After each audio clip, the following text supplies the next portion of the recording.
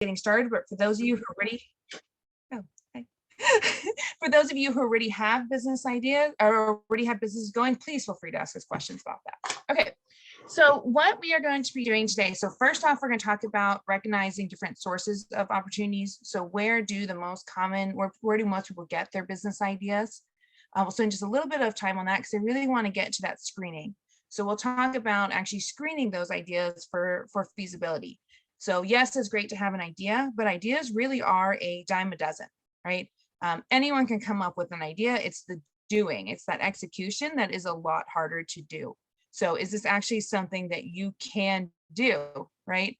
And I want you to understand your first customers and be able to create a value statement so that you could be able to go out to anyone and really be able to clearly and concisely say what you do and what you do for customers. Customers do not care about your solution, right? They care about their problems. So what are you doing that's actually going to help with their problems? That's what they want to know. So you've got to understand who your customer is and doing things for that customer. We're then going to talk through the business model canvas. So this is actually a tool that you can use for planning out your business. The 5-year business plans are being used less and less. They're actually being used more now for if you need, obviously, if you needed to get financing, like a loan or going to an investor, then you would need to do a full business plan. But actually, just to get started, we're seeing a lot more people planning out their business model before they get started instead of the full plan. So I'd love to talk that through about things you can think about. And then we're going to talk about some of those other steps to get started before we move into the finance side. Okay, so some important sources can come from the external environment. And what I want you to do is to, when you go into the environment, be looking for opportunities, right? I want you to have kind of this alertness where you think, oh, that could be an idea, right? So one big one is rules changes, right? Even during the pandemic, we saw at the beginning, right, all of a sudden they required masks and we saw crafters across the world, including my mom, started creating masks, right? And a lot of people made businesses out of that. Demographic changes. So we have seen lately, as with the new census results, that we've seen a huge increase in the Latin population, okay? Businesses have responded. Companies like Netflix have realized, okay, we need to do more programming that has Spanish speaking, right? That's just smart business, right? Respond to demographic changes. Technology changes, right? We've seen that happen a lot lately. My 5-year-old is now doing virtual classes, right? Online. Never thought that that would be happening, virtual kindergarten. We've seen businesses sprout up around that, right? How to help with that process as we've seen more virtual education. Social trends, right? What things are changing, right? 10 years ago, you couldn't go, right? If you had some kind, my best friend had a gluten allergy, you could only go to Whole Foods, right? Now we see whole gluten-free bakeries popping up, right? They're responding to those changes. In my old town, there was a local restaurant that actually wasn't doing that well. Next door, actually, a CrossFit gym went in right next door. They realized that actually there's this whole new population next door that the guy completely redesigned his menu and made it a paleo menu for those CrossFit people to after their workouts. And it actually completely revitalized his business by kind of taking advantage of a new social change in his shopping center. And then shortages, right? Even during the pandemic, we've seen this, right? We've seen breweries going out and making hand sanitizer, right? So we've seen people have been able to take advantage of some of the shortages that have happened in the market. Okay, personal sources, right? So where most people get their business ideas. So work experience is the number one. It's where the number one place that people get their ideas. It's actually also the number one predictor of success. Why is that? Because the jobs that you have, right, the skills that you learn actually allow you to go out and start a business around those skills. You also are more likely to know the players, you know the customers, so you know the customers' struggles as well. And so the more you hear that from your customers, it's like, oh, well, maybe I could start something, right? There's actually a pretty famous story about Betty Nisbet Graham. She was actually a typist in the 50s. She was a single mom. She was doing typing and she realized that she kept making mistakes. So she was making mistakes over and over. And so she needed a way on the typing right to be able to fix those mistakes.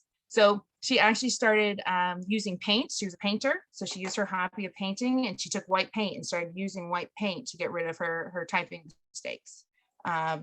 And then when she realized, so some of the other girls that she worked with wanted to do this as well, they were like, oh, that's really great.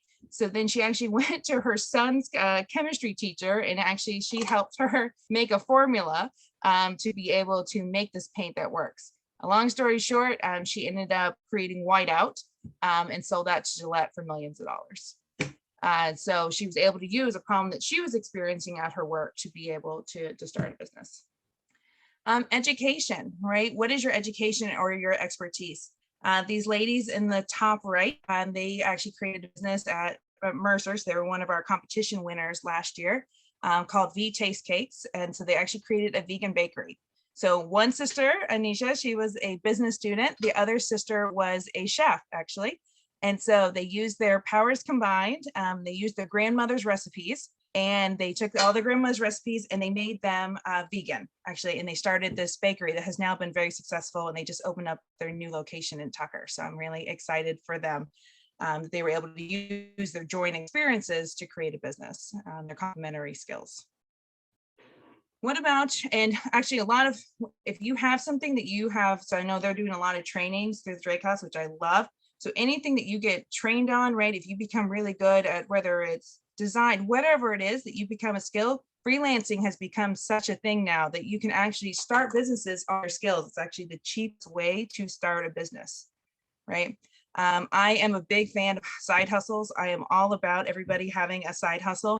And so things like that are things you can do, business you can do on the side while you have your regular business or you have your regular job, but you also have a way that you can make income on the side. Hobbies. So what are things that you do, right, that you can, you realize that you're doing this hobby, and it's like you could either sell this hobby or you see problems in that hobby that you could fix. So the lady on the bottom right, this is Christina. She has gotten a lot of attention lately because she actually started called Stick, which is short for, excuse my language, I'm sorry, shit that I knit. So she actually started knitting. She started knitting hats, and it was just her hobby for a while. And then she realized that people liked them. So they really liked the look of them. So she started selling them.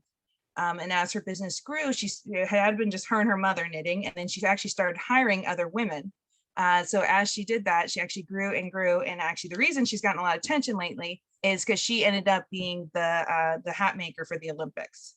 So she was able to get a very, very large contract so just from starting in her house, knitting hats, she got this Olympic contract and is now doing very, very well for herself and her family.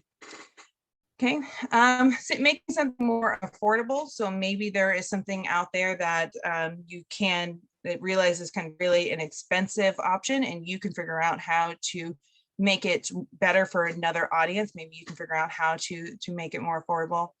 And then frustration as a consumer. I think this is a big one for us, right? You go out and you can't find a certain thing that you need, right? And you realize that, right, this is where there's got to be a better way, those commercials, right? There's got to be a better way to do something, as those frustrations you see in the market. So in the bottom left, you'll see this is Amber. She is one of our students as well. She was our competition winner 2 years ago. And what she actually created was a braid aid. So what she did was she was realizing that she was not having any of the braiding tools that were out there. And she really liked to have these really tight braids. And so what she figured out, she actually made this her own tool. And she had a prototype that she used to try out with different women. And then she actually entered the competition and used the money to actually create her actual tool. And she used that to create her business. So I've been very excited to see her be successful, but she realized that there wasn't anything on the market that matched her particular needs. She realized that there was a market who would need this braid aid, and she went for it. So we've been excited to see that. So I want you to take a couple of minutes, and I want you, and you can use this as homework if you would like, but what I always want people to do when they're in the idea generation stage is to really think about 5 things that you love to do. So what are things that you really enjoy doing? So like you can think about our knitting girl, right? What are things that you really enjoy doing? What are 5 things that you're really good at? So what are your skills? So what are you particularly good at? And this could be anything, right? This could be that you are a really good mom, and maybe that childcare is something that maybe you could get into. Maybe you are really good at organizing. Maybe you could start an organizational business for other people. Maybe it's whatever it is, right? What are some things that you are good at? And then the easiest one people usually have is the last one, right? What are 5 things you hate to do? Is there something that you really do not enjoy doing because there's some inefficiencies, right? I hate doing laundry, right? I hate that the washer and dryer are separate. I want something together, right? I want I want a folding machine, right? What are things that you hate to do that you can think of maybe better ways to do them? So I'll give you just a few minutes to do that. And if anyone wants to raise their hand and talk about some of these things, or if you want to put any of this in the chat, I would love that. Oh, look, I see people writing. That makes me happy.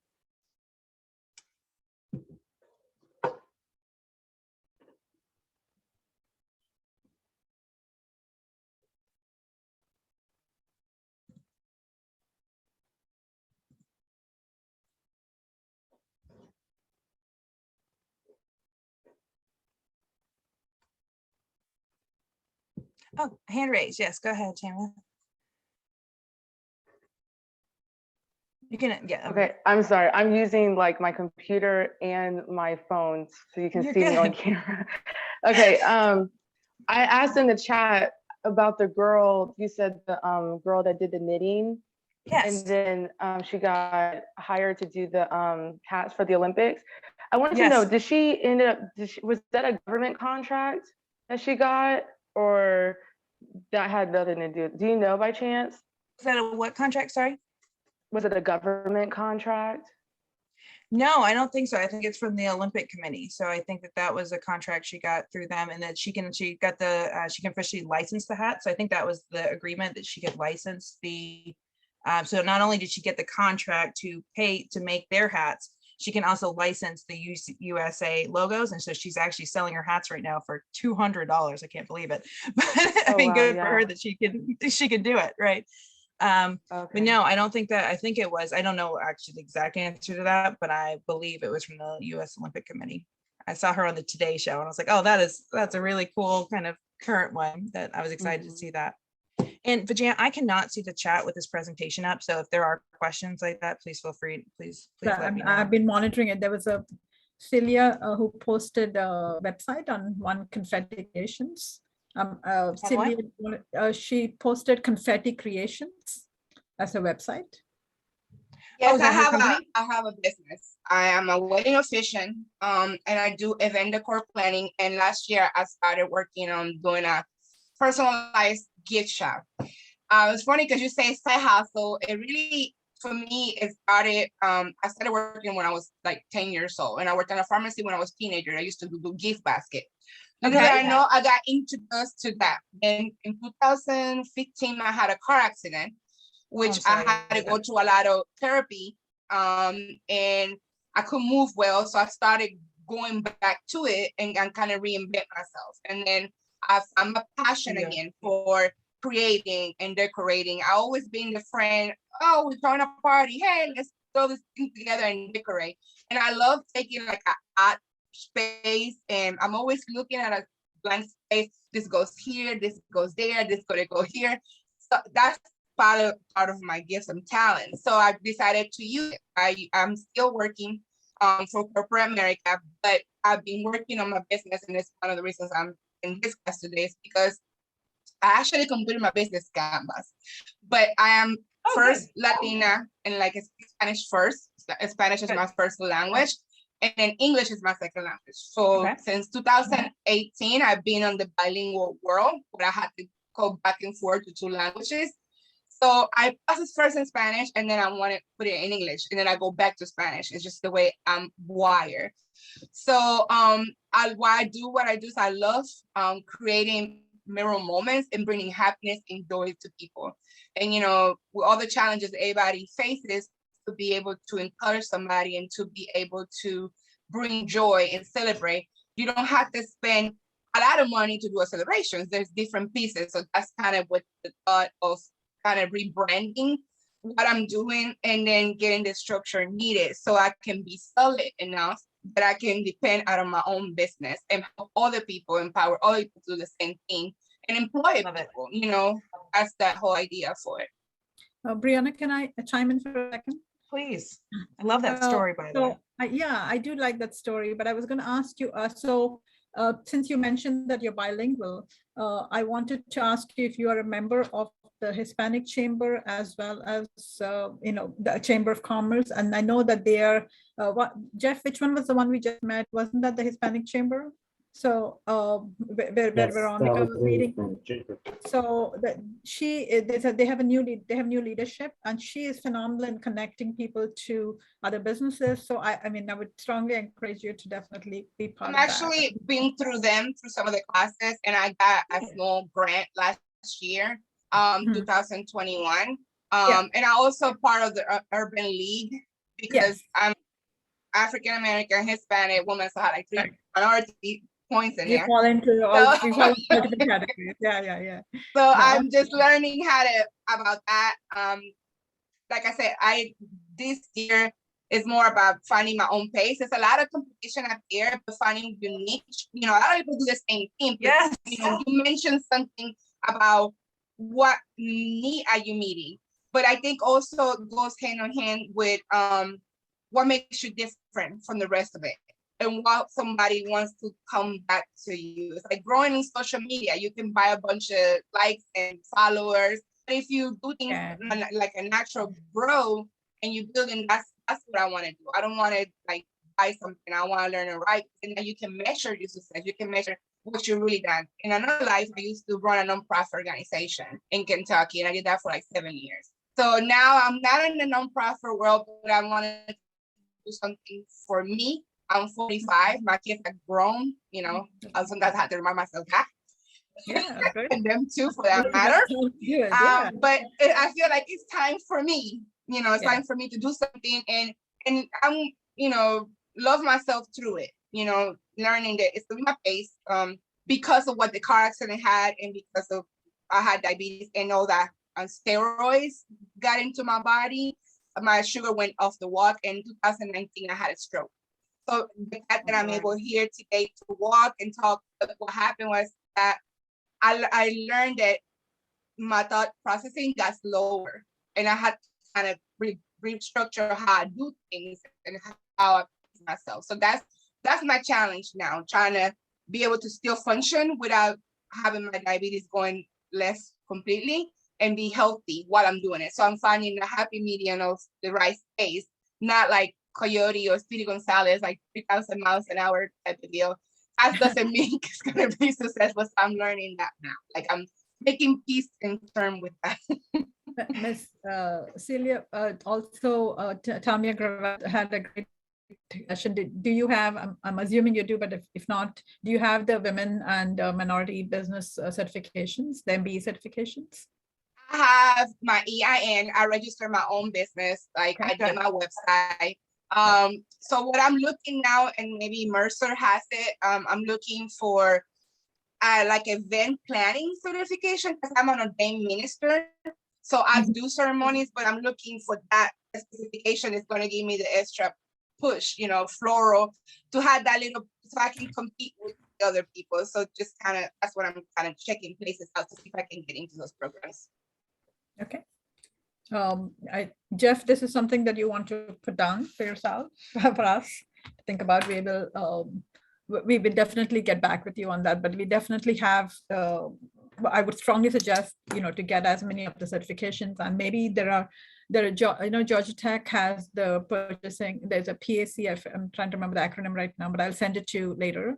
They have a place where you can connect with prime and subcontractors, and maybe somebody in event planning could, yes, exactly, PTSC. They would probably be able to connect you with prime and subcontracting with maybe event planners. They have it by category.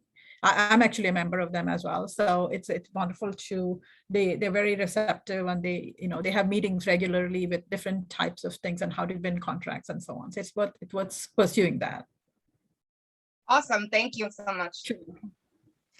So thank you for talking through. I was actually writing notes while you're talking, because you actually brought up so many things that were really interesting. One, even your profile of being an entrepreneur. So even you're talking about all the different things that you have done. Actually, a lot of entrepreneurs are jack of all trades, where they've actually done a lot of different things, and the different things throughout their career actually helps them be successful. Also, the average entrepreneur is 50. So people think that it is this, this tech, the Facebook, the 20 somethings. Is not the case. Actually, most successful businesses and the average age is 50 because it's people have used their different skills they've gotten throughout their career, as well as saved up the money, because most people end up financing the businesses themselves, right? Most people don't get loans or outside investment. So being able to save up the money to be able to start your business, and Vijay is going to talk about some of those things as well. Something else that you brought up was was being different. I love that. That is actually my mantra, is to be different. Okay. It's not about, it's all about being, that's what can you do that's different? Can you find a certain niche market that you can work for? Even companies like IKEA, right? So when they came into the market, where there was Haverty's, right? There was all those big furniture stores. They all did it the exact same, right? They all had these big fancy stores. You walked in, you couldn't touch anything, right? Because they're all this leather furniture that's really expensive. You would order it and then you had take weeks to get it delivered. Okay, that's how they all did it, right? IKEA realized, well, actually, there's this whole different customer that is missed. There's all these young families, right, who need affordable furniture that still looks good, right? So they realized that they needed to do something different. So they created this IKEA experience that we now know, where they were able to create value. So they came into this very competitive environment, but they did something different, and they were able to figure out how to offer things more affordably for their customer and still make it look good. And they did things like the takeaway furniture that you build it yourself, that people were willing to do, right, to get the cheaper price of the furniture.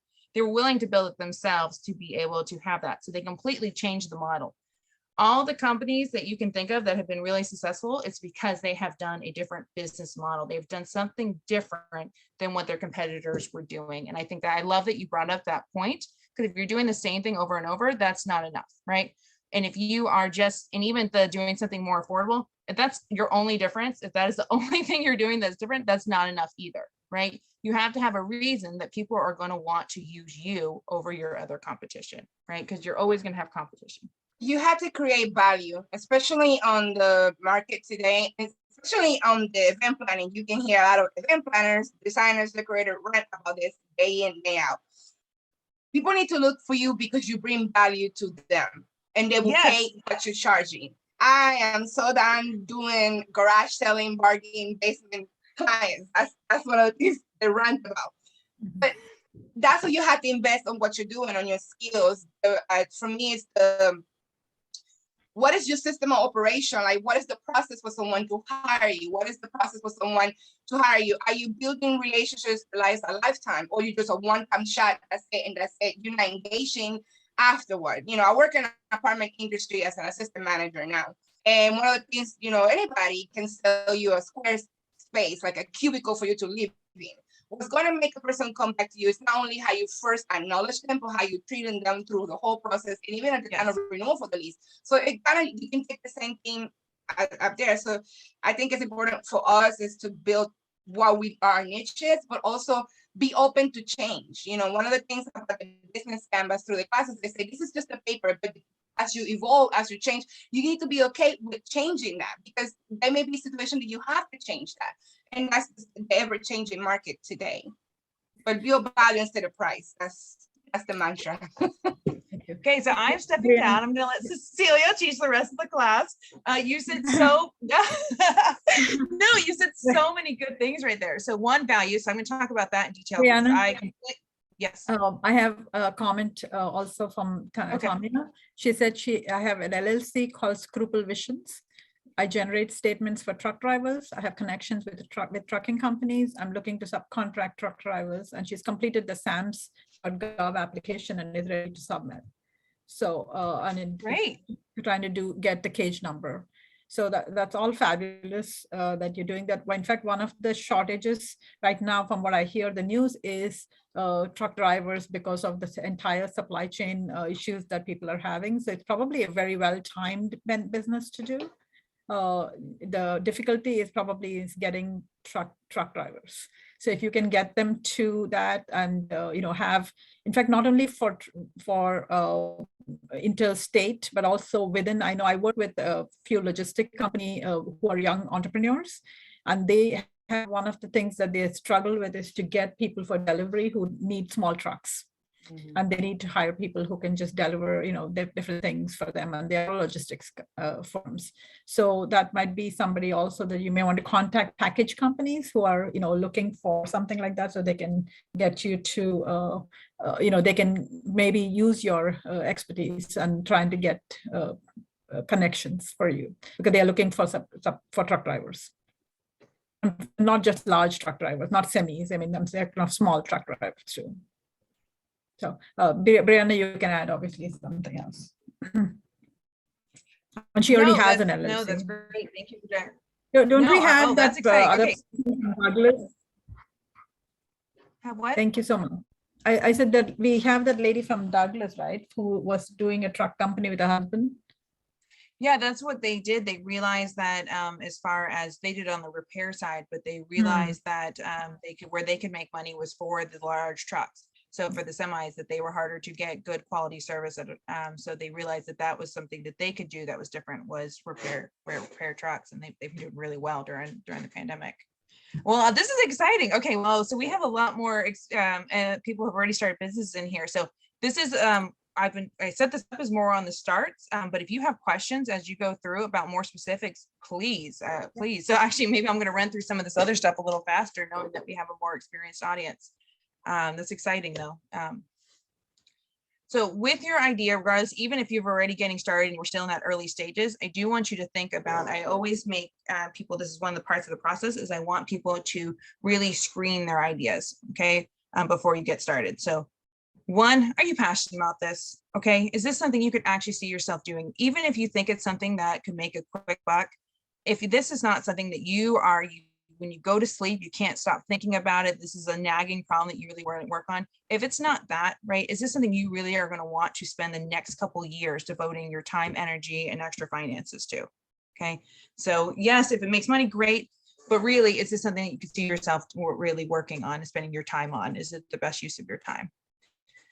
What is the problem? So what really is the problem for your customers that you are trying to solve? Okay, you never want to be a solution just looking for a problem. This needs to be something that people actually care about.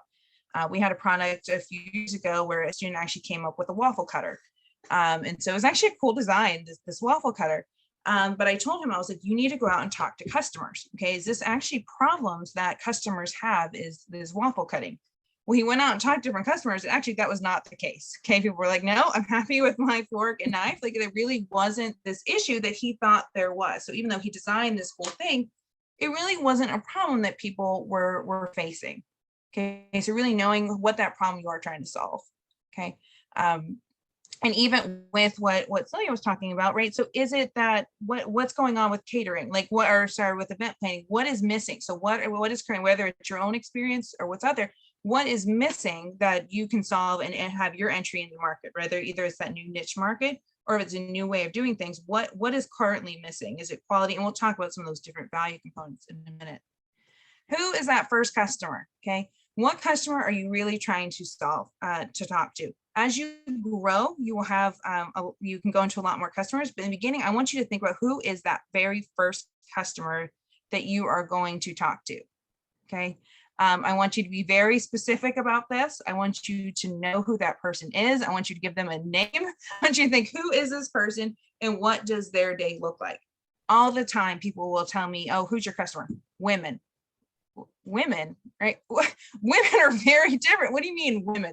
And then I'll push them and they'll say, okay, moms, really? Are we talking moms? Is this suburban moms? Is this city moms? Is this moms who have kids under 5, right? Which is very different place than women who have kids in college, right?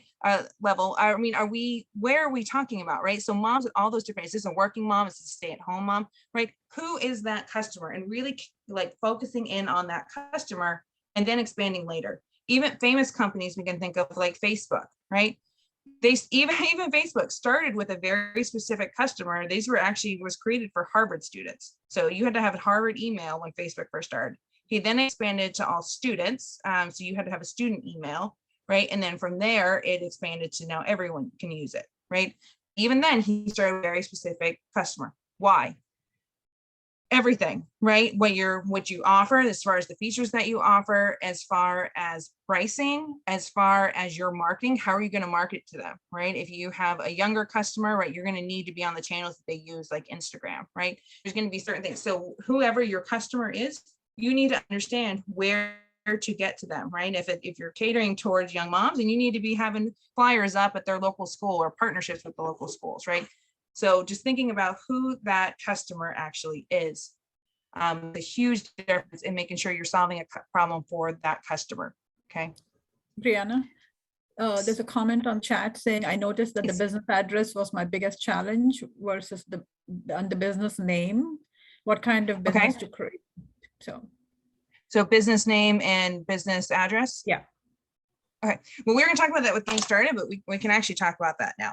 So one thing with business name, I always say the business name, you need to have it market for you. Okay. You need to have, so if you have some, like if I said Brianna's something, like Brianna's furniture, does that tell you anything about the type of furniture? No, it doesn't tell you anything, right? Whereas when I passed Bargain Hunt, when Bargain Hunt came to my neighborhood, I was like, oh, Bargain Hunt, I'm a thrifty shopper. Oh, that's a place I would want to go. That sounds like a place I would want to go, right? So the more advertising you can do in your name, the less marketing you have to do separately. If people know what your business is, whether they see a sign or something, and they know what type of business you're doing, that is huge. You need to have something that is clear, concise, everyone can pronounce. A lot of people try to do these fancy names. If someone can't pronounce it or someone cannot spell it, they're not going to share it, right? When someone has a name that I have trouble pronouncing, I'm afraid to say it because I'm afraid to mess it up. That's the same with your business, right? If people can't easily spell it or say it, they're not going to be able to type it into a search or tell other people about it. So I say simpler names that are informative, right? Or give you some idea about the business, okay? Again, if I just said Brianna's Bakery, does that tell you anything? No, right? Maybe if it's like Open Hearth Baker, something that gives you an idea of kind of the essence of the business. This is a inviting place, a cozy place. The more that you can do in the name, the better. I think you also mentioned business address. Okay, ladies. So I always say we should start home-based. Okay, a lot of people think that they need to start off getting an office space. No, okay, do not spend money on an office space from the beginning. Okay, work out of your home as long as you can. If you do feel like you need office space, there's so many options for you right now. So in Atlanta in particular, but all over, where there's these incubators. So incubators are actually a place where you can actually rent out office space. So for very cheap. So you work with other small businesses and you can actually rent out office space.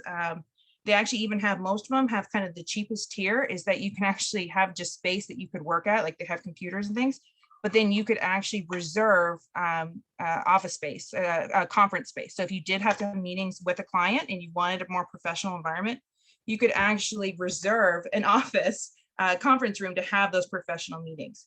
So there's so many kind of lean ways to do that. So one, I believe working out of your home as long as possible. People think you have to have these in-person businesses. Actually, over 80% of businesses across the country are home-based, okay, and part-time. So that's actually very, very common. Two, so as far as the address, I'm curious what questions you had there, but as far as the address, if you are not comfortable using your home address or you're not even zoned for that, get a PO box. Okay. And even if you don't want a PO box, if you don't think that looks professional enough, the US Postal Service actually has a service where you can buy an address. So you can actually pay to have an address. So it has actually official address. So even though you pick it up from your post office box, if it would actually have an address on there, it just wouldn't be yours, which is nice. And you can keep your kind of address private. So professionalism, that is actually something that you can do. If you want more legitimacy, you can use a PO box or other things, so it's not linked directly to your address. Yes, yeah, so she has a comment further saying, if you do your business at home and you're looking to be found through SEOs, the biggest part of the receiving certifications, MB and doing SMB certifications, you have to list a physical address and not a virtual address. and the business credit opportunities are requiring a physical address. So I can tell you that I actually have a business for my consulting side, and I do have my home address. It's a physical address, and I am MBE certified. So it does not restrict you from using your home address. So just to answer that question, I have a GDOT certification. So I had to definitely use my home address, which I'm okay with right now. But like, say like I was selling a product, and because what yours is a service consulting, mine's a service with generating truck driving statements. But say like with the gift baskets, Miss Cecilia, she's selling the gift basket. She has an online website, and then somebody wants to do like a chargeback or anything like that. Then like the physical address ends up becoming a thing. Now with Cecilia, she can have the virtual address, as far as I understand. But if you go and get the WOSMB certifications and the MBE certification, then that's where the issue comes, because you do have to have a physical address if you don't have a storefront or a brick and mortar or whatever you call it.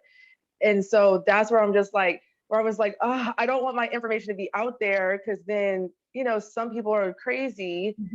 And so I had to like, basically, I'm still kind of figuring that out, because right now I'm doing the logistics side, but then I also do want to sell products. And instead of having 5 different LLCs, I'm doing a DBA. So I have Scruple Visions LLC, because I'm glad I just did the research first before I just started doing stuff. Yes, I do. That's actually one of my points later on. What I realized is that was good that I did that, because I made and it was good too, like, it depends on what your business is, because you do want your business name to kind of market what you're selling to, or advertise that. I had to do mine general because I'm trying to do several different things. So that's why I did Scruple Visions with the trucking company. And now I'm trying to also sell a product, but I'm doing it as a DBA called Forgotten Halos. So now, but Forgotten Halos, with me doing that and trying to get SEO being seen online and my products, they want me to put my address. And I'm just like, oh, like that's my challenge right now. So no, that's what I was saying, is that, so I would look at your options at your local UPS, that you can actually buy an address. So, and then you can, so if they need to ship things or whatever else, you could use. Right, but because I'm using that same LLC to get government contracts, you cannot use a PO box. You cannot use it. I went through this in and out. I even spent money trying to do it. They won't let me get those certifications. Now, I don't know if maybe this is where I have to see with the DBA, and maybe you can answer this with the DBA. Can the DBA be associated with Scruple Visions but have a different address so that I don't risk that? I don't know. That's what I'm trying to figure out, because I want to get those certifications. I need to get that cage number. Yeah. You know, and I can, you know, put aside the little products I want to sell, because I'm looking at the bigger picture, but I'm just trying to figure out, can I still finagle or finesse that somehow without putting my address in the Google SEOs and stuff like that, and risk my safety? I'm still, so let me think about that more. Maybe we can talk offline. I'm still a little confused as why your address for these websites, why you would have to have that physical address. Even applying for the LLC, right? You can apply for LLC in another state that has better tax things, or even more you're privacy. right. So it doesn't have to. I'm confused about that. Why it would have to match. Yeah. I'm not sure. So let's talk more. So actually, if you want to send me an email, we can talk more online. But because let's talk more offline, because I don't know if that affects, that probably doesn't affect everybody else, but I do want to talk to you more about that. Okay, thank you. Thanks. And Celia, I saw your comment that Celia said that she uses home address, and however the personalized gift shop, we can do delivery of mail items. She's looking for an online shop like Etsy or Shopify, and she wanted to know a little bit more about MBE certification. Maybe towards the end, we can talk a little bit about the certification piece, and we can, get back to that. So Brianna can continue, and then we'll get back to some of these questions. Go ahead, Brianna. No, I love this. I love the question. Tanya, do you have another one, or is that hand up from previous one? Oh no, you're fine. I just want to make sure before I moved on. Okay. I love this. I love all these specific questions. I was going general, and I love this. This is great. Okay. Let's see, where were we? Okay. Why will they buy it? Okay, so this was back to kind of what Cecilia was talking about so what is different about you, right? It's really that difference and making that difference matter. So why are they going to buy you over all the other competition?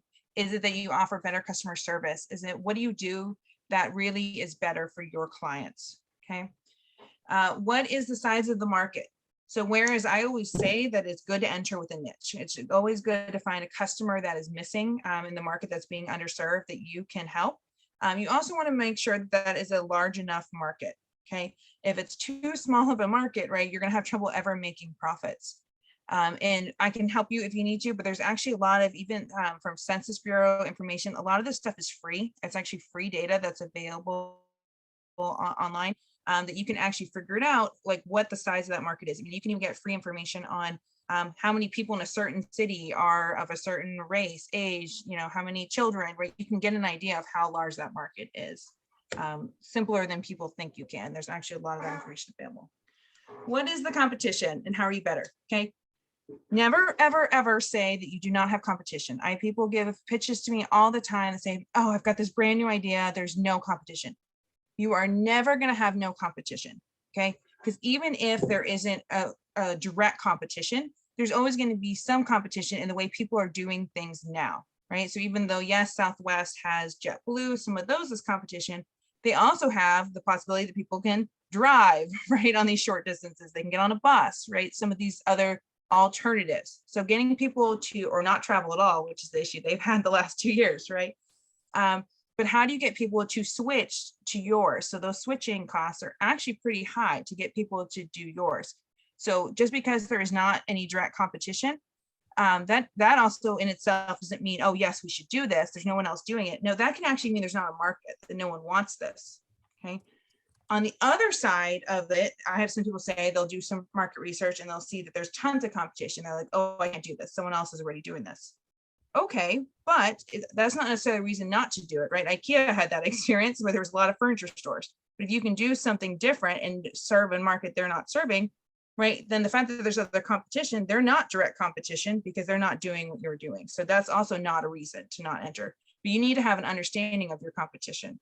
I always tell people that they need to mark out their 3 closest competition. So find the companies that are you think are the closest to you, whether it's location based or what are they doing. And I want you to tell me, what is their price, right? What is their offering? What are they not doing well? And what are they doing well? Okay. Because you're not going to be better than them on everything. But if you can be better on the one thing, if there's one kind of quality that really matters to your customers, that could be your in. Okay. But you have to understand what they're doing. Because if you're doing the exact same thing as them, what are you offering? Okay. Right. So making sure having a way to kind of beat out that competition is huge. And that's having that difference. How will you protect your idea? Depending on what you're doing, this might not matter, right? As far as, but if you are doing some kind of product or something like that, then you would need to go through the kind of the patent process. Most of it sounds like a lot of businesses in here are services, so this is less of an issue. You're always going to have imitation. But if you are trying to make a product, I heavily suggest that you get a provisional patent, not a utility patent. It's actually, patents are actually very, very expensive and not usually that necessary.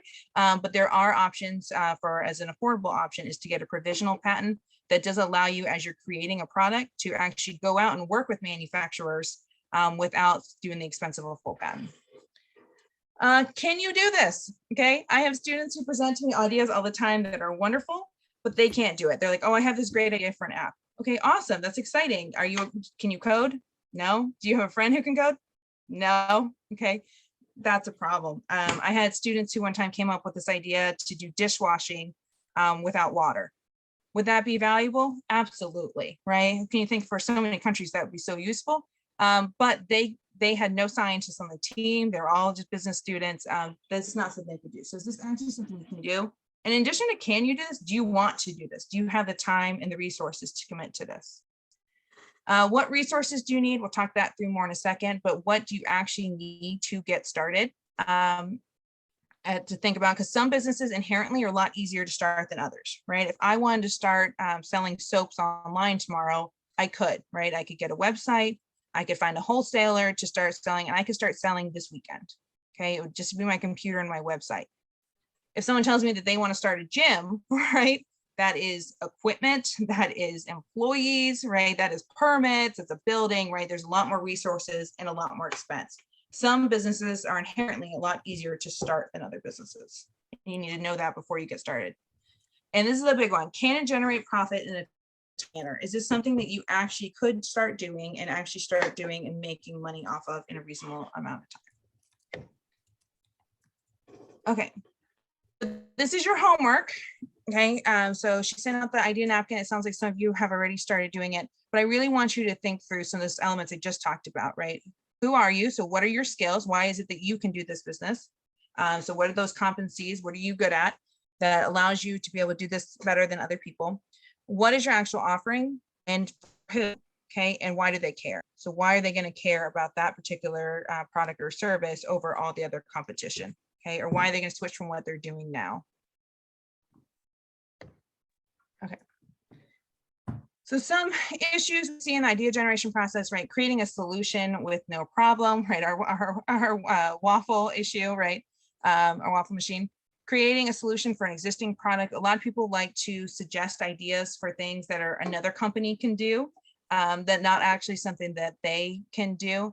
Like for example, I had a student who told me she had a great idea for margarita K-cups. Okay, that's great. Keurig is going to do that, and they're going to partner with a margarita company. They don't need you to do that. Judging ideas too quickly, women. Okay, we do this terrible. Okay, we are the first to judge our ideas and say that they are bad and get rid of them. Okay, we as women do this all the time, even for applications for jobs. There's been research that has shown that women are more likely to, if they even see one thing that they don't have that skill, they won't send in the application. Men could have 5 things missing from the application list and they'll submit. Okay, so don't discredit your ideas too quickly. Stopping with the first good idea.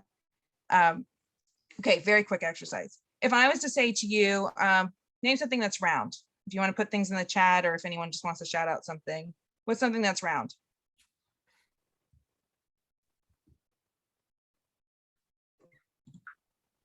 A pipe. The cylinder of the mouth of the pipe. What? A pipe. Is the mouth is round. Pipe. Yeah, pipe. Oh, nice. That's a creative one. What else? Bowls. Balls? Yep. Bowls, like bowls. Bowl. Okay. Someone said table and the sun. Okay. Okay. These are clever. I like these. Okay. I've done this exercise a lot, and usually when I ask, one of the first answers I usually get, whether it's number 1 or in the first 5, it's, oh, I usually get balls. Okay, so that is sorry, I heard bowls. When I heard balls, it's bowls, but it's actually one of the things I always hear. Okay, is balls. People say it very early, and my answer is always, is that necessarily the right answer? No, it is a right answer, but there's a lot of right answers. Okay, is it necessarily the most creative answer? No, actually, a lot of the ones you guys gave were a lot more creative. Right. So when yes, you may get that first idea and it's great, but usually the more as you think through and you have more time to think through answers, that's when we get to the really creative ideas that not everyone thinks of the top of their head.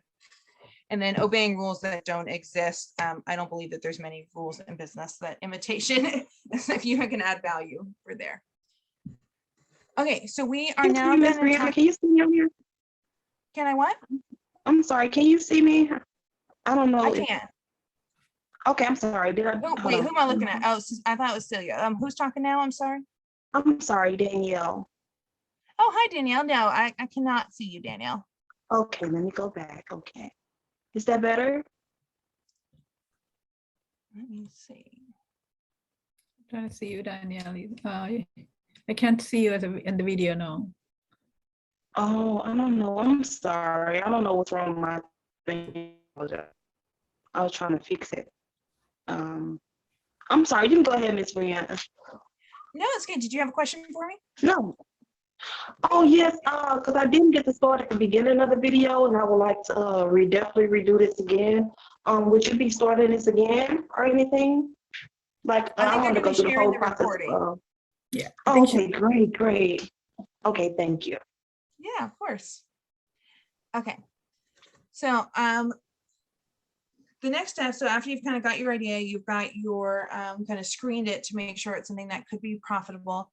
I want you to think through your business model. So again, I believe in this over a full business plan.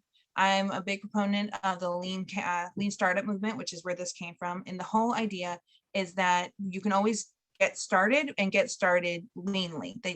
So for example, if you wanted to start a restaurant or a bakery, right? To start the full bakery would be very expensive, very timely, right? You'd have to hire employees, all that.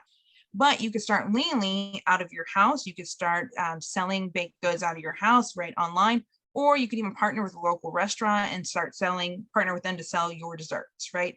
So there's things that you could do to get started now, right? What does that give you? That allows you to start doing things, actually figure out who your customer is, who's going to buy from you, right? What do they like, right? What's the price point that works for them? So you can actually test out those before you spend a lot of time, money, and energy, okay? Same with gym. I get people all the time saying they want to start a gym. Starting a gym is awful. Okay. It is very expensive. It's very time consuming. It takes a lot of resources. No, I mean, to start a full gym, it takes as far as even the legal side of it, the liability. It's just a very expensive thing. It doesn't sound like it, but it is. But so then I tell people, okay, so to get started, while you're saving up money to build that gym, in the meantime, you can be doing personal training, right? You can do it at a local gym that's already existing. You could do it in the park. Now you can do virtual, right? Where for very little money, you could start your business and you could start trying out. Let's say you have a program of personal training you want to try. You can try that out with your customers before you ever get that full gym. So by the time you do want that full gym, you already have a plan. You have customers. You know what works with them and what doesn't. So I'm a big proponent of get started, but get started kind of as leanly as possible. Okay. And actually thinking through who is that, what value are you offering and focusing on that. And the other reason that we do a business model and not the full canvas is actually something Celia mentioned about that flexibility. So we know that you need to be able to change, right? Some things are going to happen in the environment, right? Can you imagine if in February 2020, you wrote a 5-year business plan, right? And then COVID hit. Can you even imagine, right? Things are always going to change. And the key really is to pivot, that you're able to make changes. So let's say you think someone is your target customer, you dive into it and realize that they really are not, okay? Then you need to be able to pivot and change and to adapt to that. I had a student who had an idea for an organization business. So she really wanted to organize closets and stuff for people. She started out thinking that it was going to be kind of the elderly population that was going to be her client. They weren't. She went and tested with them. They really weren't. They had the money, they had the time. That really wasn't an issue. What she had realized was that bachelors. So she started doing this for bachelors that were young and had money, but didn't have time to organize. And that ended up being her clientele. She had no idea that was going to be her clientele. And so she actually started out going out and testing it. So she had to make a change to her business. Okay. So really, when we're doing a business model, we're trying to figure out how do we make money. Okay, so if you're looking at this canvas, and they sent this out to you as well. So if you look on you can break it out in half almost, that this one half is kind of who is our customer and what value do we deliver to that customer? And then the other side of it is how do we actually do this business? Okay, so we're going to talk through this a little more. How am I doing, Vijaya? I know I'm a little over on time from my part. If I need to speed up, let me know. Yeah, no, keep going. This is an important part. We need to do this. So. Okay. So, for example, this is a very simple example. This is just to show you could do this with anything. Literally, you could Google any type of business, and this is such a popular method. You could Google business model canvas for pretty much any industry, and you can find other examples. So this is a very basic example, but you can find it for pretty much any industry, and even the most complicated businesses have this. Okay, so you think through, let's say a lemonade stand. Okay, who is my customers? It's park visitors. I'd also argue that you need to go a little deeper on that, but but you then think about, okay, so how do we sell to them? You'll have your channels are going to be the booth, and then you also have a website for your stand. Your relationships, right? How are you going to talk to them? Get to your customers? They're going to have personal relationships. You talk to them at the stand. What is that value proposition? What are you really selling? Cold, tasting, natural lemonade on the go. Okay, so that is your value of what you are offering to that customer. What do you need to get started? You need to key activities. You need to make the lemonade, right? You have to market it, your stand, and then you actually have to do the selling. What resources do you need? You need the ingredients, right? You need a booth and whatever equipment, blender, whatever you need to make the lemonade. And you may need yourself or somebody else to sell it. Okay. Key partners. In this case, it would be the park, right? But actually, the less partners that you need to get started, the better, because otherwise you need to get them on board from the beginning. The cost structure. Is thinking through, and Vijaya is going to go through this with you, is thinking through those early costs that you would need to get started. And then revenues, how are you going to make money? So in her case, it would be selling the lemonade and the tips that come from that. But I want you to think about how you will actually make money. Okay, so this is, again, it's very simple. It's actually purposely bulleted. So these are that you could, and a lot of times people use sticky notes, so you could go back and change these things as you go out and talk to customers. Okay. So that value proposition, right? What do we really deliver to customers? So which of our customers' problems are we solving? And really thinking about what you're going to solve for them. There's always going to be trade-offs. You cannot solve everything. I have people all the time who will pitch an idea and they'll say, this is the cheapest, highest quality thing, right? Those two don't go together. Okay. It is very, very hard to do both. Okay. Your customers are going to have preferences. Right? Would we all like the highest quality stuff at the best price? Of course we would. Okay. But when it actually comes to it, we are going to have preferences, right? The Walmart customer, do they go into Walmart and are mad that there's not Nordstrom quality? No, right? They're going in there for the prices. Is the Nordstrom customer going to be mad that they don't have Walmart prices? No, they're going in there for the customer service and the quality of the clothes, right? So knowing where your customer falls on that line is really important, right? For me, it's always cheap. I'm always going to go for cheap. Even though I want quality, I'm going to go for cheap. Okay. And that is important for you to know that about your customer. You can't solve all their problems, and figuring out which ones you are going to solve. Okay. And what are you offering to them? I was trying to put this in perspective, that you need to know what are their headaches, right? So what is this a vitamin problem, or is this an Advil problem? Okay. If somebody has a headache, right, they want that solved immediately, right? If they have a problem, that you're getting that aspirin in, okay? So things like fixing a bad solution, ending pain, right? Ending challenges, right? Reducing stress in somebody's life, right? What are things you can do to solve a pain? On the other side, there's vitamins, right? Vitamins are great. They're nice to have, right? They make you feel healthier, but you don't have, when you have that headache, you're not going for a vitamin. So there are good things you can do for customers. Can you make their life happier, easier, right? Better in some ways. So while those are great, really, if you were solving a pain, that is where we really want to be, where you're actually doing something to end a challenge for somebody. That's where they feel like they really need your product right now or service right now. Value. Okay, so what value are you bringing to your customer? Again, if it's just cheap, if that's it, that's not going to be enough, because larger companies can lower their prices, right, and get you on the market. But if you can actually offer something that's going to solve that headache, right, that is where we're getting to our sweet spot. So there's a lot of different ways you can do this. Maybe it's customization. I love customization. Anything you can do that's more personal for somebody, that means you can do it and you can charge a higher price for it. And that's something the big companies can't do well, is the customization. So as a small business, that's something you can do. Reliability and customer service. Those are big ones where small businesses can beat the big companies, right? So even like talking about the event planning, right? If you only have a couple of customers, you can give them a lot of personal attention, right? Those big companies that have, thousands of customers, they're not giving them all personal attention. You can give that as a small business. So what value are you offering? Accessibility. I have a nail salon near where I am, where she actually realized that her customer was working moms. And so what she realized is that they weren't coming at 9 a.m. That is not when they were coming to the nail salon. So being open 9 to 5 was actually useless, right? She got very little customers. What she started doing was actually she started being open at night. So she actually would stay open until midnight so moms could come after work. And so it actually ended up that really worked for her, was having that accessibility, where everybody else closed at 5 or 6. She was open really late, and that actually boomed her business. I have another same thing, sushi company. One of my students, he has a sushi business. They had the same thing. They actually started staying open until 11 and realized that they actually could open at noon instead of opening at 10, and instead stay open later to get people who wanted that late night food. So I really urge you to think about what your value is. Customer, I think I've already beat this in enough, but I really want you to get very specific. So I want you to think of maybe, think you can start with all of them and then go down to really 3 customer groups. And then of that customer group, who do you really care? Who do you want to serve first, and go out and talk to them, okay? And think about really how bad is their pain, right? Who are the users versus customers? People have this all the time when they're doing businesses for children or pets, right? If you told my daughter that you were coming up with a new treat that had, right, sprinkles, marshmallows, all that, would she want it?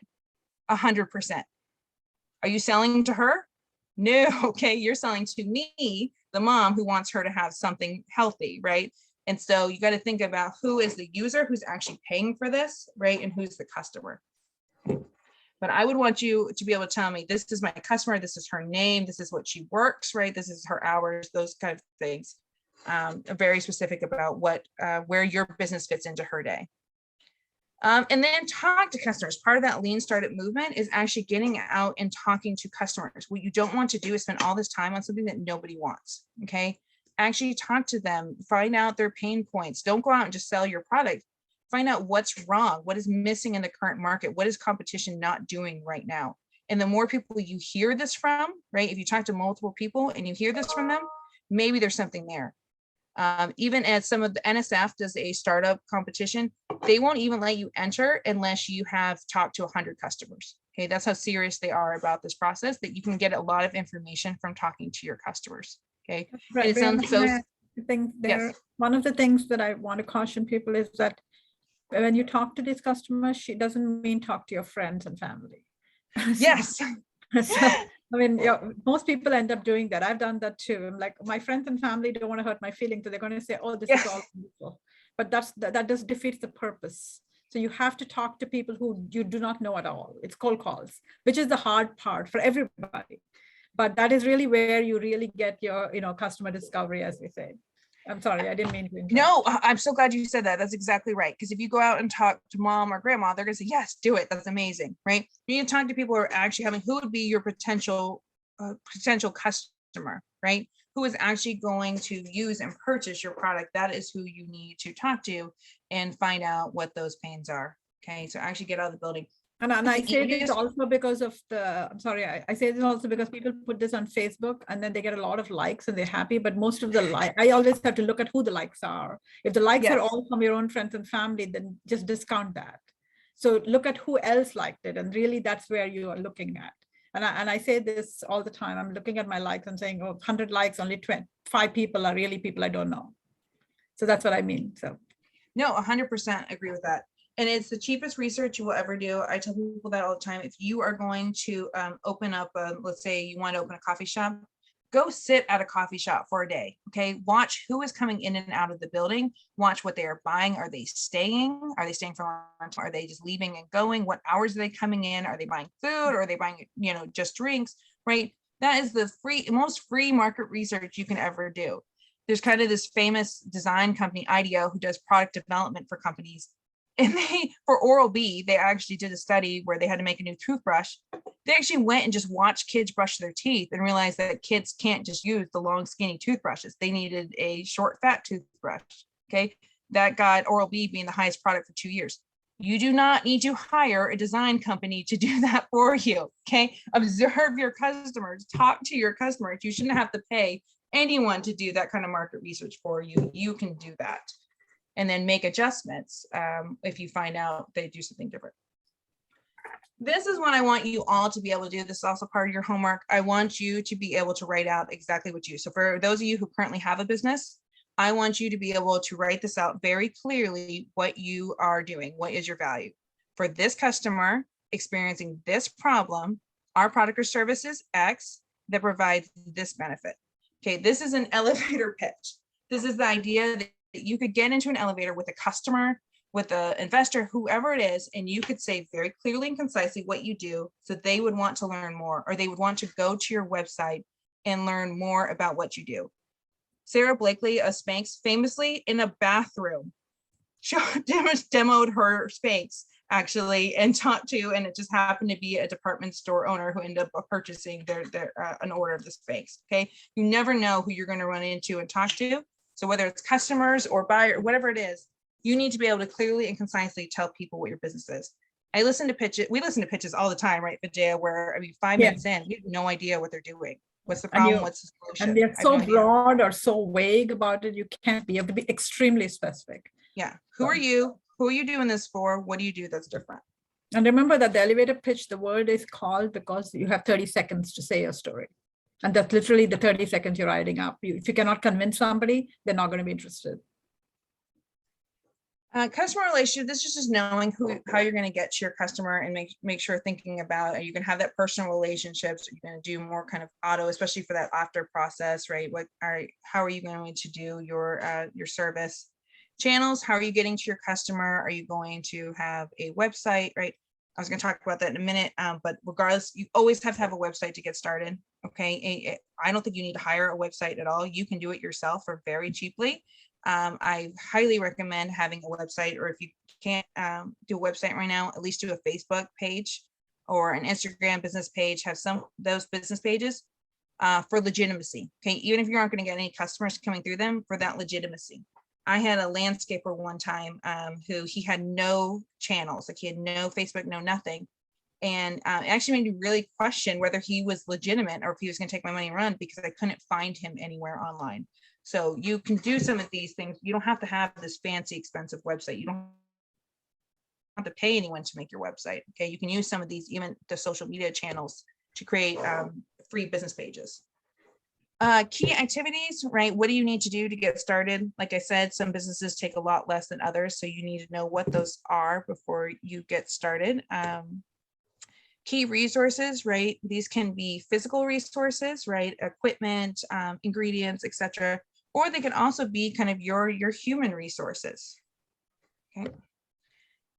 What I want people to also remember is you don't have to buy your resources. So many people think that they have to buy, purchase everything. You do not, okay? You can buy things secondhand. You can also borrow them. I have a friend who has a trucking business actually, and what they do is that they use the different times, okay? So while there's one uses the truck on 9 to 5 hours, the other one uses that from 5 to night, okay? So they take turns with how they use it, okay? So you can, and you can make trades with people, right? You can you can contracts, right? You don't have to hire employees. That's another one of my big ones. Do not hire employees until you have to, okay? Please, I'm not just telling you because of expense, I'm telling you because of legal liability.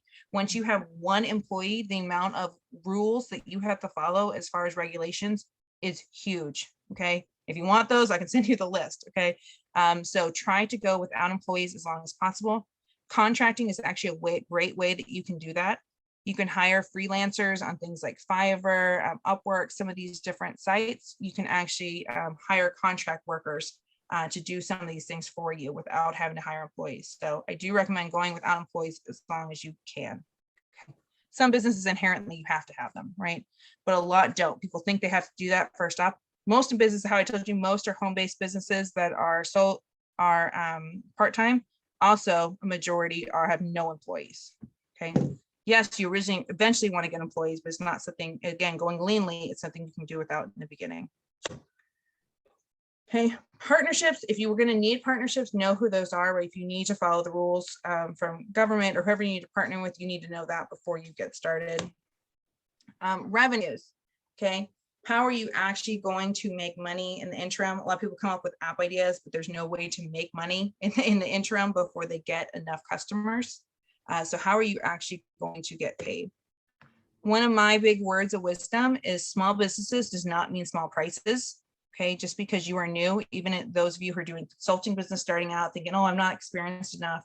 No, okay, that does not mean you have to charge a really low price for it. Okay, look at that again, do that competition research, look and see what they are pricing at, and maybe you price similarly or a little below, but you do not need to offer something super cheap just because you are new. Okay, be better, be different. If you're different and you're better, then you don't have to offer something really cheap because no one else is making it. So then you really are offering that value.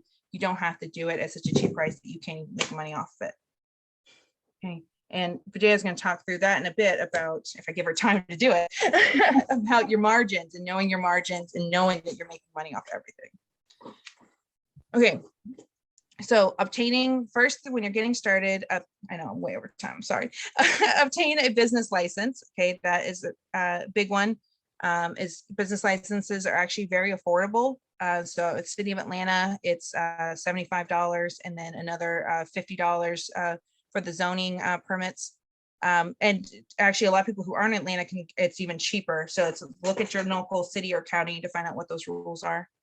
Adhere to all local and federal permits. I'll give you a link here that shows you kind of where you can go to the SBA to find out all kind of permits you need, depending on your business, right? You might need some certain licensures. You might also need certain permits, right? If you're going to serve food, alcohol, any of those, right? You're going to have follow some of those permits. If you're going to have employees, right? You have to follow OSHA. So some of those kind of different things that come in. So go to the Small Business Association and look at what permits you need. You can also go to your city and find out the licensure. Okay, I think I already said this before, but starting as a home-based business for as long as you can. And so until you get enough where you need employees, then you need to move out. But so many businesses start out in the garage. Brianna, there's a question saying, do you need a business license for a consultant or an online business? Yes. Yes. Yes. You do. So absolutely. So the reason is taxes. So that's the main reason that they want you to get a business license, is because they want that EIN number. Okay. They want to know how they're going to be able to the government wants to know how they're going to be able to make their taxes. And also, if you're like, you may be professional and you might need to get that professional licensing as well. So depending on the type of business. So you may get, more than one license. Yes, right. If you're going to do anything, if you're going to do legal, but even hair, I mean, anything where you need to get a certain kind of license, you need to know what the licenses are for in that industry. So you would need to get those, and then you would definitely need to get a business license when you start selling, right? Because you need to be able to collect sales tax. So even for services, you need to be able to. You're supposed to have a registered business. Okay. But again, that's actually a lot easier process and a lot cheaper than most people think it is. So Tamia was talking about the process that she already went through, right? So you can actually start as doing business as, so an assumed business name, it doesn't have to be the official name of the business. And you can actually, it's where you put the business, but then you also really what you need is an address, as she mentioned before. And then you need to apply for the EIN number. And again, I mean, and these women have already done it, I'm sure you can say it as well. It's actually a lot easier process than you would think it would be if you don't have some of the complexities that Jamie was talking about. You can actually get that EIN. Okay. And then you renew every year, and then they renew at a fee based on how many employees you have. So again, less employees actually makes the license cheaper. So it is dependent on where you are located. So the filing fee can be anywhere from $50 to $400. But in Georgia, we are actually pretty pro-business state, and it's actually more affordable to start a business here than other places.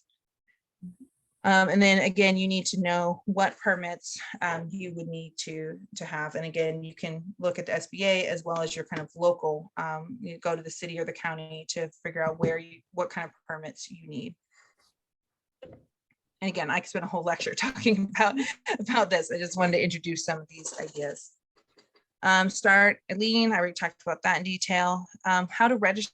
So I'm thrilled to hear that some women have already started as an LLC. That is my biggest recommendation. So for those of you who don't know what that is, when you start, you're starting as a sole proprietor, right? Anyone could say they're a sole proprietor, right? You write something down, you call it a book, right? You're a sole proprietor. Anyone could be a sole proprietor. But an LLC, right? If you register, it's really not that much additional paperwork. It is something that you can file for yourself. You can go on LegalZoom or one of those and do the LLC paperwork yourself. You don't have to hire an accountant or a lawyer to do it.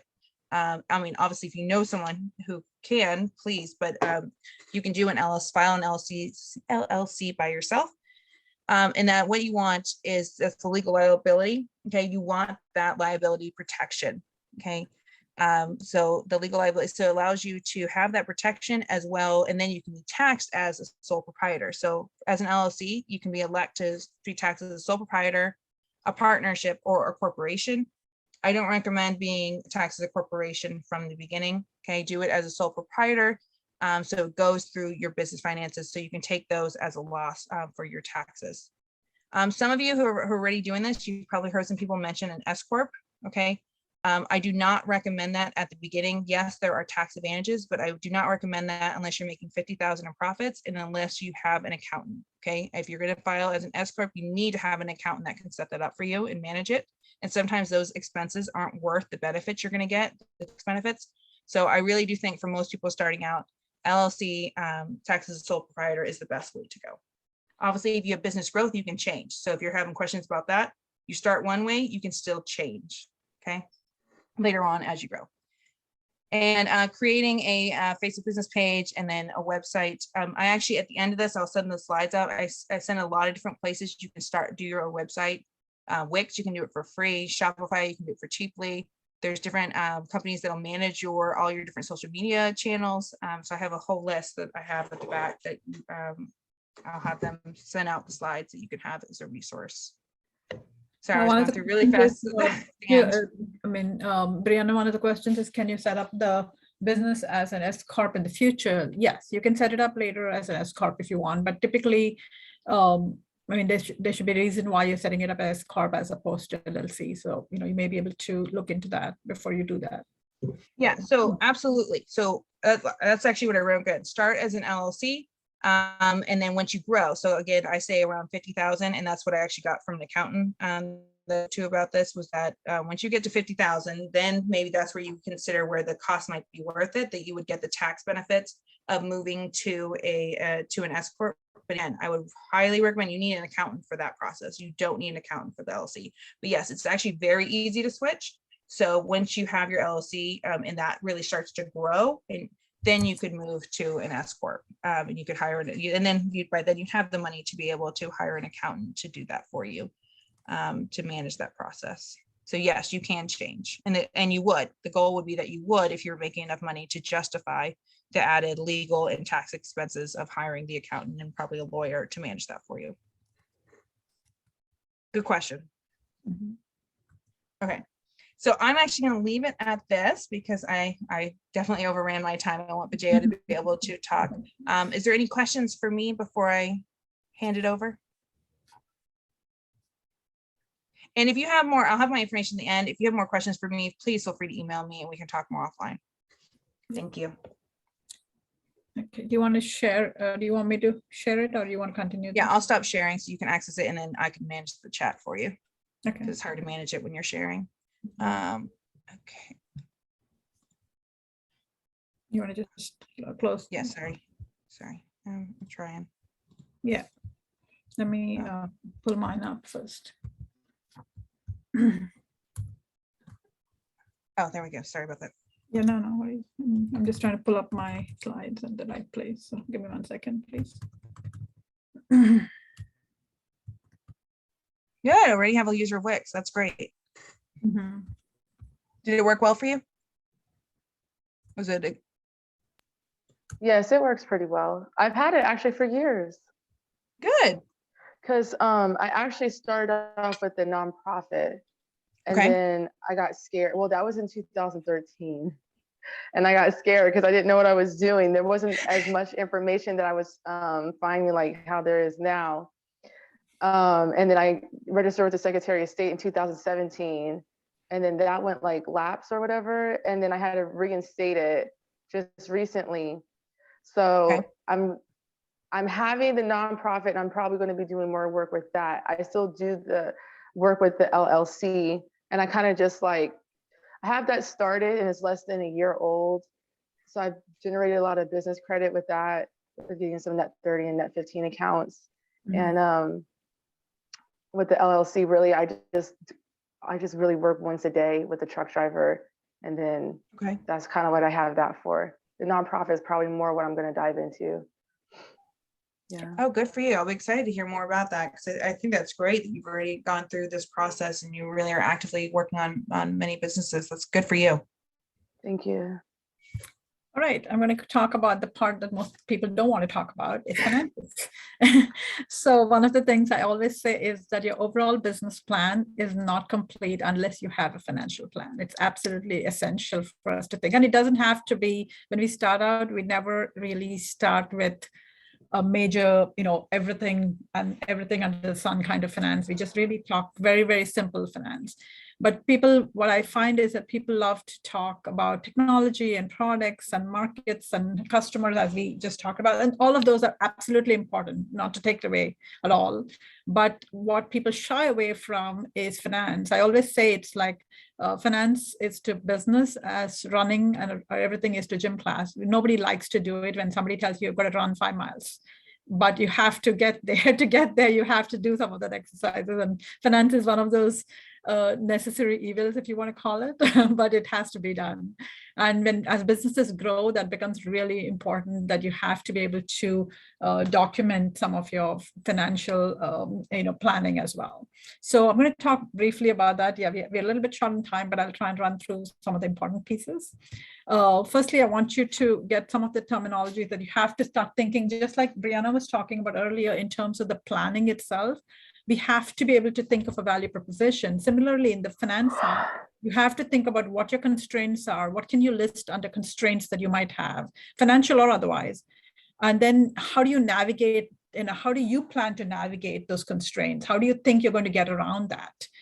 And what exactly do you, what kind of assumptions would you think in terms of, how we make these things about saying, oh, I'm going to have to get to downtown Atlanta and I live in Roswell, for example.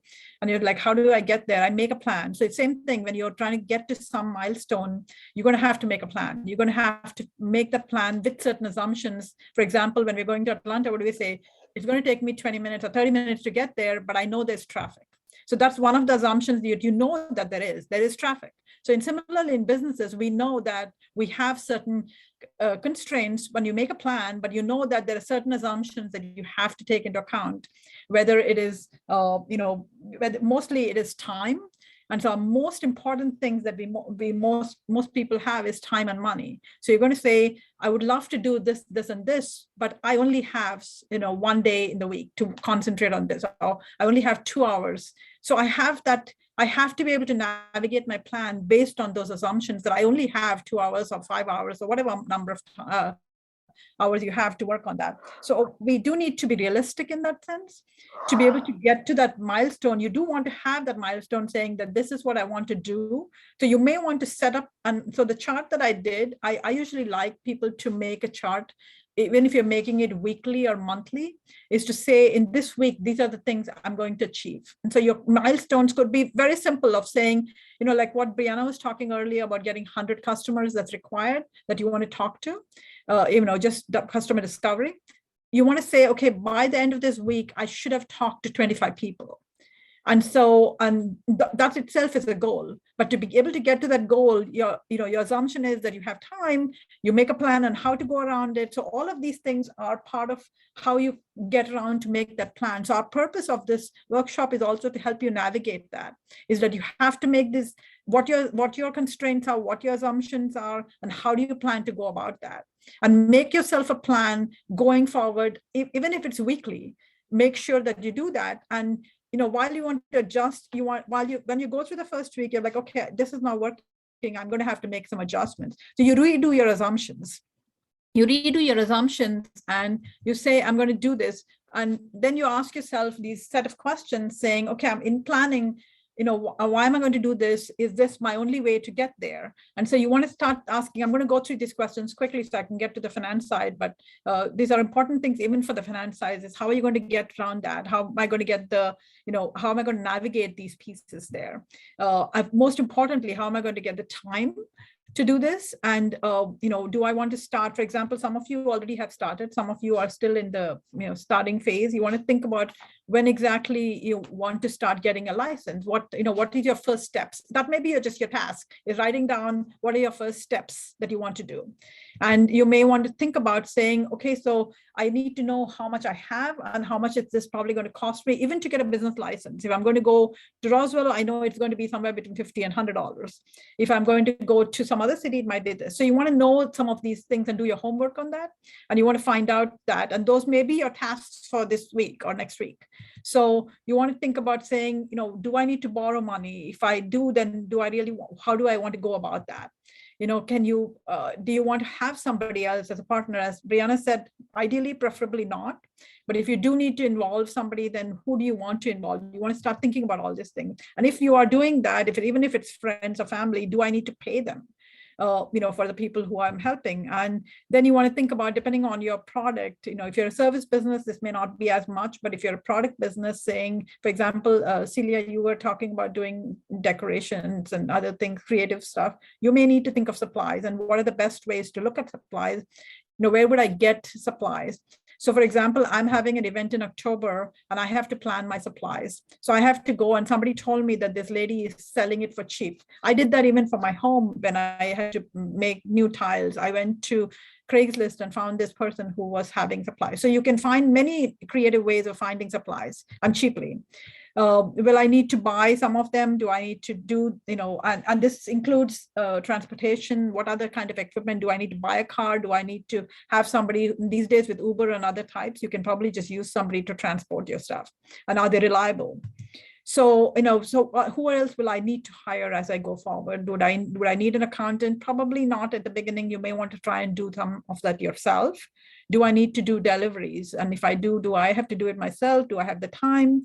And so on and so forth. So you want to think about these things. And one of the things that I always say when I say set yourself to succeed is oftentimes people separate their personal lives from their venture, and you should not be doing that. You can, unfortunately, we do have you are playing several roles. You're a parent, oftentimes you're a spouse, you have a job that you might be doing, and now you want to be an entrepreneur. So what are your constraints? You want to think about that. You want to think about saying that, do I have enough cash to be able to run this to the bank? And we call this burn rate. Is saying, do I have enough money to keep my company alive? And if not, how do I plan, how much do I need to keep aside before I can even start? And so you do not want, when I say no coulds in a successful plan, it doesn't mean that you don't, but you don't want to start with saying, if I can make time, but do you really, can you realistically make time? So do you really have the bandwidth to be able to do that? Can you really afford that? Because you may want to just plan it at this point and then say, in a couple of years, I'm going to be able to get there, and then I will do that. And everyone has their own different constraints. But if you are starting a venture, and if your venture is going to be part of your primary income, you have to be part of that plan. And when we talk about salaries, I'm going to get into that in a minute. So when you're looking at, this, we are looking at saying that you want to make sure that, this may be something I've already said. How much time do you have? What supplies will cost? I'm going to skip through this one. More importantly, that you want to think about is, how much do you charge your clients? How do you keep track of your business dealings and tax requirements? The taxes are important because we hate taxes, but it's an important requirement that we need to do. You need to get your EIN number, and then you need to make sure that you know which taxes that you're filing, and whether you're doing state and you're doing federal, and if you're doing local, or you need to be able to figure out which one it is. And so you need to find that out as well. And what will you need? Who will you need for your help in that case? Okay. So, and importantly, and towards the end, we also will talk about financial projections very briefly. So cost structure. So one of the important things in business is you want to start with thinking, what are your important costs inherent to your business? What do I absolutely need for my business? And what exactly are the, which resources are essentially going to be the most expensive for my business? I need to know which ones are most expensive and do I really need them? And same thing with activities. Which ones are going to be the least easy, low-hanging fruit? Which ones are the most expensive of that? So when you're looking at that, you want to identify costs into two categories typically. One is a one-time category, and one is ongoing costs. So typically, when we look at one-time costs, we are talking about those that are paid, one time when you start up. You need these. For example, the business license. You absolutely require that. And so we have these one-time costs, and then we have, that some of these examples could be, and the delivery vehicle may not even be part of that. You may be just hiring somebody. So in that case, may not need it. You may need a computer these days, maybe a laptop, and you can get some pretty reasonable ones these days. As Brianna talked about the website creation, you do need to have that. You can do probably for a very reasonably inexpensive price these days. You want to think about all of these others. Some of you were talking about brand names and your firm names. That's part of your logo as well. So you want to think about that carefully because you don't want to keep changing it. So, and that's a one-time thing most often. And so, and in the business cards, we want to, you want to think about the business cards. And the reason I say that is because these days it's important that you put not just your business information in the front, but oftentimes business cards are such that in the back, you have your, some of you said you were doing SAMs and cage number and all that. You can put a lot of that information in the back of the card, and it'll save you money to, have that. And you can also put your what is called NAICS, which is codes for which type of business you're in. And so you may want to put all of that information in the back of your card. So people looking at that, especially for subcontracting, will know exactly what business you're in, what industry you belong to, and so on. So that might be information that you may want to put in the back side of your business card, along with your own information in the front side. Ongoing costs, you may want to think about which ones are going to be recurring costs and that you will need either every week or every month to be able to stay in business. Examples could be, obviously rent could be monthly, or you're leasing something, it could be monthly. Your utilities might probably be also monthly. You want to think about all of these different pieces. And some of them, again, may not necessarily be relevant to your business, but you may want to think about all of these as part of your business as well. Okay. Brianna, are there questions? I see some chats.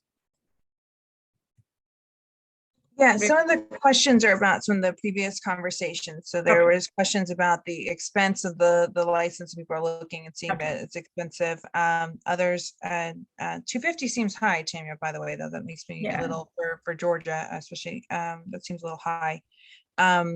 For someone was asking about the LLC and if they need to place a newspaper ad. No, you can register a business that you never even do anything with. We have one of those. We have an LLC for something we plan to start and didn't. So you absolutely do not need to have, you don't have to ever do anything with it or publicize it. Yeah. So, and in fact, many of us who consult, we do the business also because it's easier to conduit my taxes through that. But at the same time, I really don't advertise it or anything like that. But people I consult with use that for I have an EIN number for that reason, and I do that. So many people do that and use that for different purposes. So, and then Tamia mentioned the NAICS codes. Do you know how to do that search? That's actually pretty easy to find that. Were you able to figure out how to do that? Yeah, I was just saying for everybody else. Like the NAICS codes is not just for government contracting and SAMS.gov. It's also for the Secretary of State. And the reason why I know it's 250, that's on the lower end. If you're willing to wait like a month or two to get your Secretary of State paper, your articles of incorporate, well, that's what the nonprofit, but even just on the business side for the LLC, to get that. So nonprofit is a different beast altogether. So I just did both. I just did both. I just did both. Filing for the nonprofit, for anyone who knows, they think nonprofit is a whole different animal. People think that's an easy process. That is not. So getting the tax exemption and going through that process is actually much harder than registering a typical profit. But it's still $200. It's $200 at least. $300 if you want to expedite it. I just did it in September for the LLC. Okay. Yeah. In fact, our dean is an expert on nonprofit taxation. She's an accountant. And she is an expert on nonprofits, and she does all the accounting for nonprofits. So she would definitely be able to talk to you if need be. If you ever need any questions on that, she'll probably be able to answer it better than all of us. So I would love her info. Yes, absolutely. I will be able to. We can send that information. Yeah, sure. So she does that for a lot of nonprofits. So, coming back to where we are, I'm just going to do a very simple example. I don't know if you have time to go into depth with this, but just for example, if Sophia's starting a bakery, what are the things you need? So obviously you need all the ingredients for making a cake. And some of these are the ones listed here, but you also, in addition to that, if you're going to start a bakery, then you're also going to need the business side of things. You're going to need the permits that we talked about. You're going to need all of these basic things. In this particular case, you might need a delivery vehicle. She will need to have a logo design that is not, if she wants to expand her business, as Brianna said, you may want to have a logo that says, Sophia's Bakery. But if she wants to expand it to some other things, then you may want to go more than just that. So she wants to think about it very carefully, and it may be just Sophia's Bakery. So you may want to think about what you want to do in terms of, and it obviously ties to your website design, it ties to your advertising, and so on. And one of the things that we didn't talk too much about is insurance. Insurance is a very important part, especially depending on the business, that you have to have, and that's an additional expense that you have to think about. And depending on not just liability, but it could be depending on the type of business, you may need a fire insurance, you may need other types of insurance as well. So keep that in perspective as well. Okay. And so typically the questions you also want to think about is, what are the costs that we need to consider? Is, will she be able to work? And some of you mentioned that you were working full time and also were running this. So will you be able to work outside, and will she be able to run the bakery? Would she will have to leave her job? This is something that you have to consider as you're going to, if she has kids, and if some of you do, or some of you may have grown kids, like one of you was mentioning. Do you have someone to be able to help with the children while you're doing this business? And that's again going to cost you. Or maybe that you have somebody who can help with, your mom or family might be living close by. You will need to make sure that you need more training to do whatever you're doing. In this case, she's baking, and she may need more training on the baking processes. You may need some more expertise on your own training in whatever different things that you do. So that may be something you want to think about. Do you have the time to go get that extra training? And in fact, as business women, we also need to get some basic training probably on QuickBooks, for example. QuickBooks is very quick, easily done taxes, and that you can do on your own. It's very menu driven, but you may want to get a very quick rundown on how to do it. And that might be something you want to do. It may have nothing to do with baking in her case, but she still may help to do that. Do you need other equipment that she was doing it from a home with a mixer? Do you need an industrial grade one? So it's same thing with, for example, the example that Brianna talked about with the two ladies who started the vegan, what is it called? I think vegan cakes and vegan restaurant. We Taste Cakes. Yeah, We Taste Cakes. They started with something very simple, but then they had to actually invest heavily into an industrial grade kind of mixer and other industrial commercial kind of equipment, which is expensive. And so one of the things they did with the money we gave them, that they told me, was that they were going to actually buy an industrial size refrigerator and a couple other things, oven probably, a commercial size oven to be able to run it in the restaurant. So you may want to think about saying, what do you want to do? What kind of things will you need if you're growing in size? So, and it doesn't have to be immediate. It's only after you get to that point. So, but it's something that you want to think about in the long run. Also, delivery is an important part about reliability. Whether you will have a person like an Uber who will pay their own, have their own car, their own gas, and you just pay them by the hour, which is a lot easier, except you have to make sure that they're reliable. Or do you want to buy a car and then you have to pay for car insurance, etc. So those are costs that you may want to think about. So in Sophia's case, she has her one-time costs and her ongoing costs. And I mean, I was going to do these with you, but I don't have time. So we're just going to show you what to think about. So you want to look at that and say, one of the things most people end up forgetting is to pay themselves. You want to have a salary, but you also want to have a salary for yourself. It is partly useful for you to do that, just so that, if it's going to be something that you're considering, then you may want to think, saying, even if it's a very small amount, you may want to say, let me put that myself. Then you want to go back and say, is this something that's reasonable? Can I, what can I remove from here? What can I do better? Or what can I do differently in terms of my costs? So you want to start, weighing, seeing which one you want to think about and which one you don't want to. So I left this blank so that when you guys do your business, you may want to think about what your one-time costs are and what your ongoing costs are. It's good to, do a laundry list, even of the simplest things that you can, just because you will have that and you can play with that. Okay.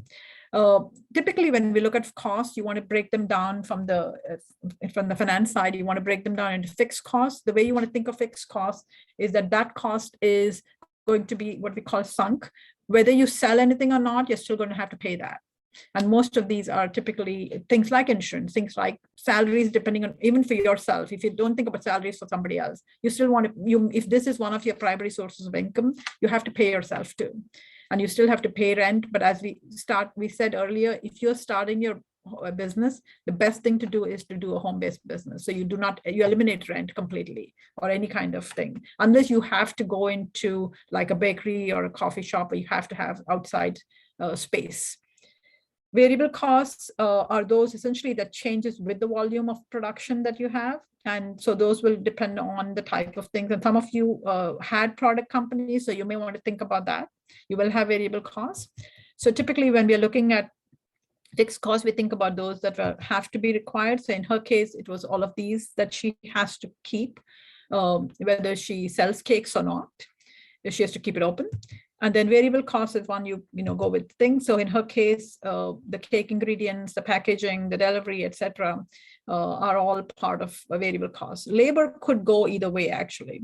So I'll talk about that in a second. So you're typically, when we combine these two, the variable costs, all of them, we consider those what we call the cost of goods sold, just to use a little bit of jargon that you may want to get familiar with.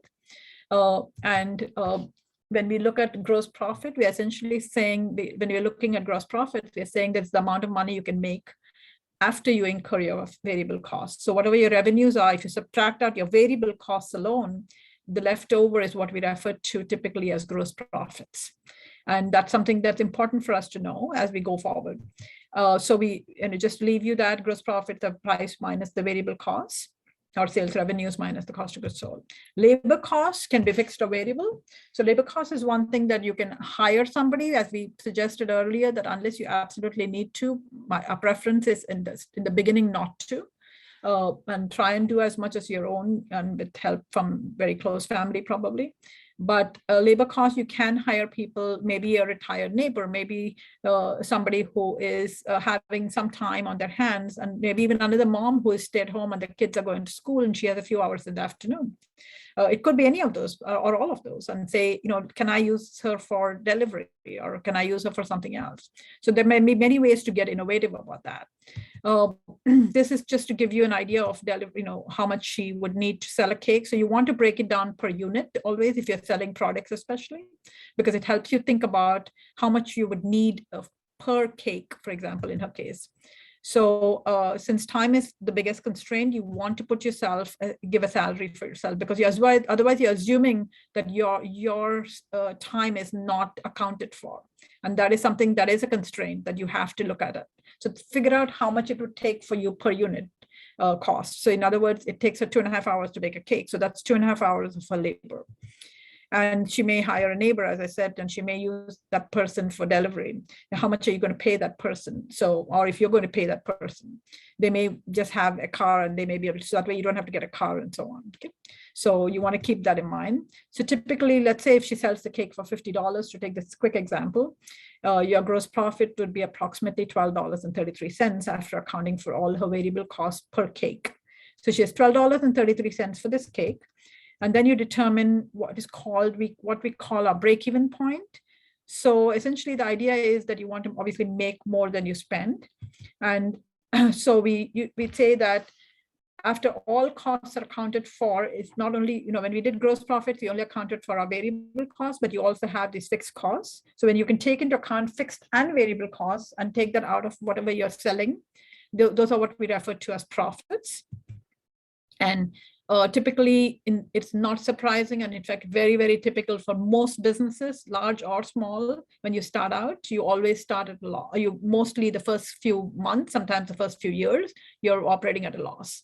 And that's perfectly okay for you to do, but you want to start looking at saying, what is the minimum that I need to sell to be able to cover my costs? How many cakes, for example, does Sophia need to sell, or whatever units you're selling, how much do I need to do before I decide that this is not working? So we call this the break-even point. You want to figure out how many units you want to sell. So we usually refer to break-even point as your fixed costs that you can identify divided by your gross profits that covers your fixed costs. So for example, in her case, these are her fixed costs that she had. Notice that her salary she paid herself was $500. Her licenses and permits were $30. So all of you talked about this earlier. What you want to do is actually make a list of fixed costs for yourself. Make a list and say, these are my fixed costs. And then calculate how much do you need to sell to keep going. And then you can make your adjustments. Is the salary too high? Is the salary too low? You want to think about that and find out how many do you need to sell to just break even, which means just cover costs. Okay, so I'm going to, in her case, she would have to sell, based on the numbers we have, she would have to sell 78 cakes per month to be able to just break even. So the question then becomes, is this realistic? Can I actually do this? Can I actually make 78 cakes in a month? And even if I do, can I sell those? So because beyond, only after 78 cakes will she actually make even $1 in profit. So the question really becomes is, do you need to adjust your thing? So we just did a very quick 5 scenarios or 4 scenarios. So if she has a first one where we just talked about, it's a salary that should be a 500, not 50. So that's a typo. And then the scenario 2 is if she increases the price of a cake to $60, then she may be able to break even at 43 cakes per month. But is that really possible that she can sell to her customers? Can they really pay $60 per cake? So you have to also look at your customer base. Are you selling it to the high end, in which case possible?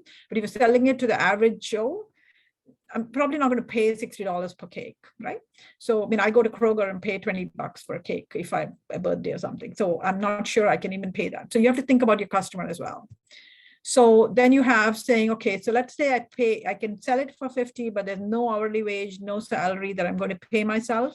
Then I'm going to pay $13. But is that possible for you to live without that salary? Can you actually survive, or is this something that you're just doing as a side thing? In which case, maybe you can manage this till you build up your business. So all of those are real assumptions that you want to think about for each case. In case 4, you want to say, per cake, but you have no salary, but you may want to give yourself an hourly wage. You're saying 2.5 hours. I'm probably going to pay myself for that. So then you can probably have to make and sell 38 cakes. So we did these numbers in a very quick day and how many cakes you would have to sell, how many days you're open. So these are important things for you to create these scenarios saying, if this is the price I sell, this is my cost, variable on fixed cost. How many do I have? How many units do I have to sell to break even? How many days in the month do I work? And how many would I need to sell per day approximately? And it's not, it's an average, right? So you want to think about this very carefully, because if you don't do these charts, then this is part of financial planning. I want to create this scenario so that I know for myself, what do I need to do minimally to be able to get this business, up and running. And even if it's a very, very small thing, and then what do I need to adjust? So you want to play this on paper so that you can figure out, and when you're doing a customer discovery, you want to have an idea of, will they be willing to pay 50 if it's a custom cake? Will they be only willing to pay 40? Will they be able to, can I go up a little bit further? And so those are things that you want to play with, and you want to adjust these numbers accordingly. So you want to go home and keep adjusting these numbers as you go. So this is just for yourself. And so one of the important things that I want you to keep a track, and since I'm short of time, I'm just going to go through these 2 slides, but these are important slides. That one of the important things that you want to do is you want to build it up to be able to manage your accounting. So the way you do is absolutely record keeping. It cannot be more emphasized. And the funny, and I'm going to be very stereotypical in this, and I'm probably saying the wrong thing from all other angles, but being women, we tend to be very organized generally. Now, that doesn't mean every one of us is, I'm not, but most people are organized. So it's really helpful to use those life skills into your business. Keep track of costs. Every single penny that you spend, keep track of it. It really helps you to redo your assumptions. That's really mainly the reason. You keep track of which ones are the most expensive. Can I reduce that? Which ones are really, I don't want to keep it too low. Maybe I should increase that. Keep track of competitor prices. As Brianna was earlier mentioning, it's not just, you need to do 2 things. You need to go to competitors at different locations and sit down and watch them for an hour or 2 hours, depending on your time constraints.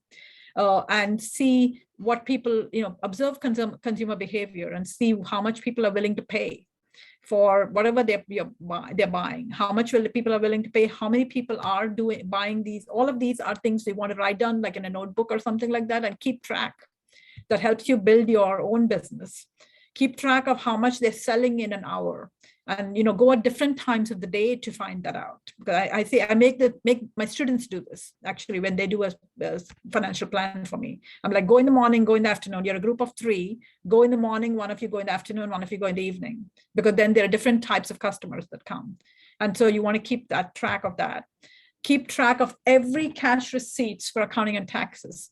put it in a file folder of some sort and say, these are my receipts for everything, even if it's the most trivial for a parking ticket, or, somewhere you went in a garage and you had to make park somewhere, or you had to pay something very small, you had to meet a client and buy coffee, keep it. Everything is important to keep track. Why projecting sales? Because you want to keep sure that you need to know how much your cash needs will be based on how much you're going to sell. If you're going to make profit, be profitable, you need to know the break-even point. You have to have a rough idea about how much your costs will be. The only way to do that is to project your sales, even if it's unrealistic.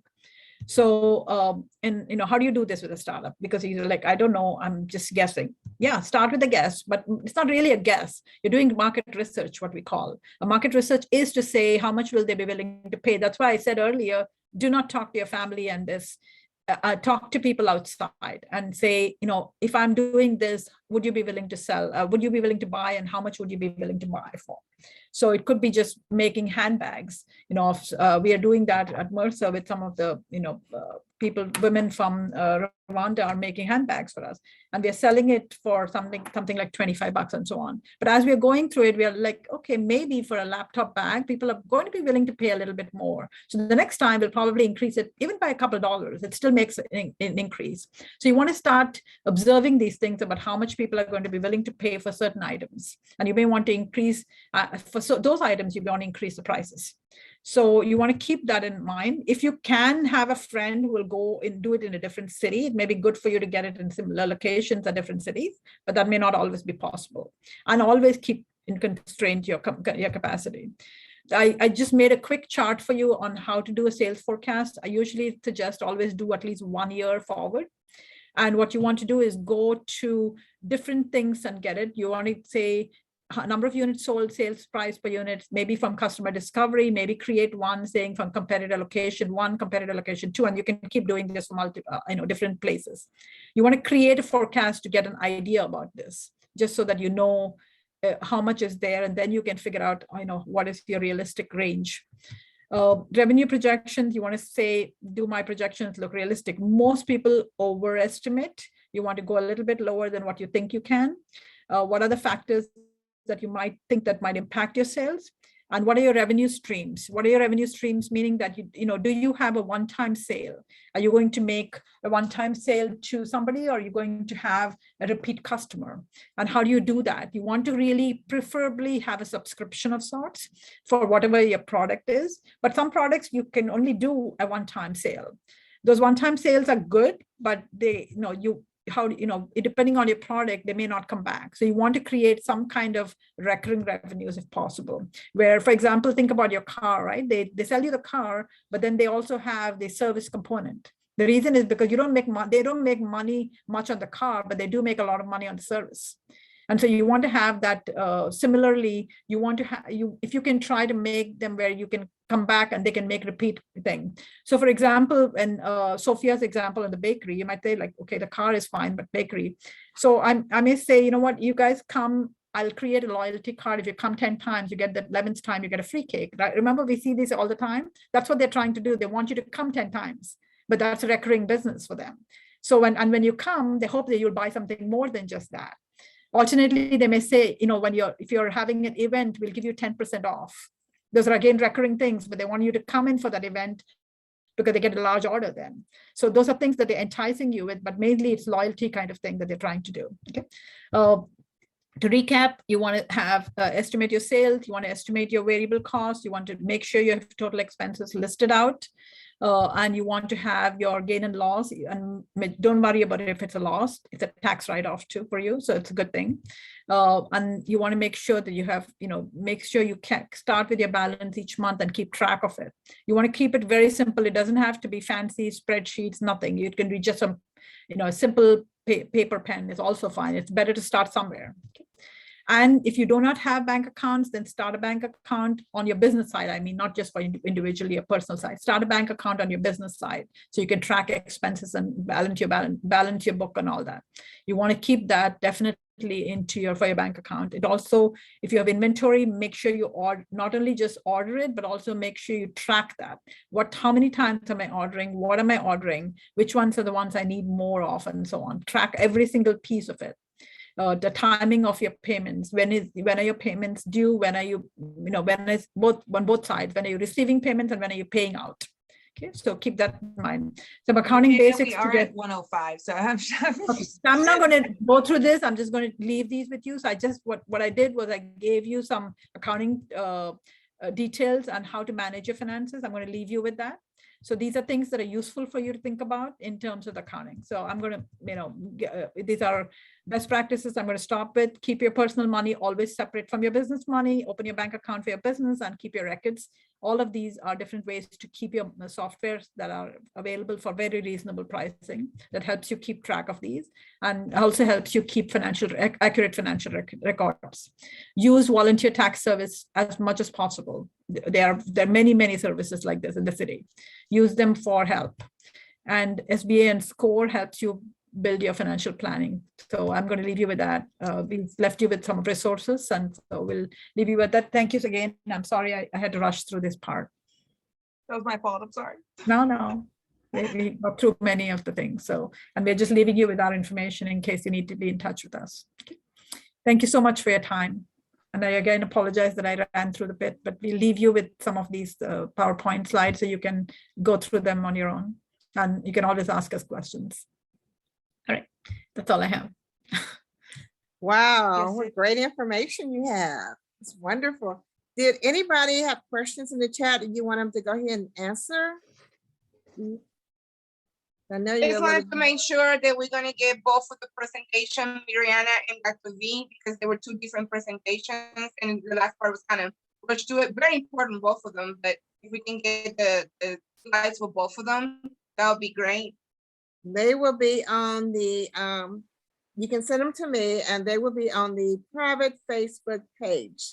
So you have to go there and go in on your private Facebook page. And there will be a link there for you to download them.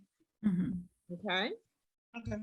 It You is need one that- big joint PowerPoint. We shared it unshared, but it actually is one big giant. So it is one side, but Shirley has it, so you guys can have it. That's a lot of information. It was good information. I wish we had more time because, I know it's a lot of questions and it was a lot of information. It was good. Wish we had a full day class, but anyway. Yeah. But thank you so much for spending a Saturday morning with you. I know that was taking 2 hours. Saturday is always hard for everyone. Well, really appreciate it. Does anybody and the participants have questions before we leave with Mercer? Okay. If not, I'd like to thank both of you. It was really, really great. I can't stop saying that. It was really, really great. And I really enjoyed it too. I have my own business as well, so I really got a lot out of it. That's good. Also, I wanted to remind everybody about the Black History contest. I want you to go to the private Facebook page and sign up and give us your shiro. And remind you to for our next workshop, which would be in March 19th. The first quarter was a series on business development. And we hope to do some other things around that, but second quarter will be a little bit different. I'll send some information out. I'm also hoping to put together a list of businesses that our moms have so we can share that information with others so they can utilize your business, to support you. So I'm hoping to put something together with that. And then I'm going to talk with Mercer a little more about if there's any ways that we can get some other consultation on if you have a business, you need questions, how we can work with you guys on helping our moms with other questions they may have about their business. If that's it for you, that's it for me. So I appreciate it, and I hope to see you guys on next month on the 19th, March 19th. Any other questions? Any other concerns? Okay, you guys, thanks so much. We appreciate it. Thank you so much. Thank you, everybody. Thank you. Bye. Great. Have a great Saturday. Bye-bye.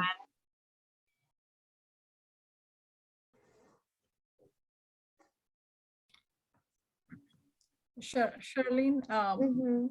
Brianna did send you the copy of the thing, but I'm going to send you a PDF version. If you don't mind, can you just share the PDF version? I will. Yeah, I that's a just good send it to idea. you in a minute. Yeah, Yeah. just because You it has guys all were of that. great. You Thank guys were you. so good. You know, I was wish we have to talk More about the time. certification program because it was a lot of information. And I know, I had a lot of questions and stuff. Yeah. Hey, Well, Kirby, I'm sorry, I overran my time, so then Vijaya didn't get it near as much. I'm sorry about that.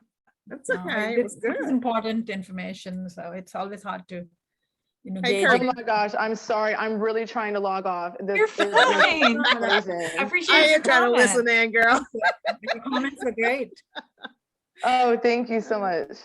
I guess my phone is frozen. I don't even know. Oh my goodness. I guess maybe when you guys, I don't know, end it. It's okay. Oh But my I'll- goodness, that's funny. I'll be talking with you guys next week on the 22nd, so we can go ahead and cover other things. But I really appreciate it. It was great. Yeah. I'm glad we enjoyed it. So Thank you both. I appreciate all you've done.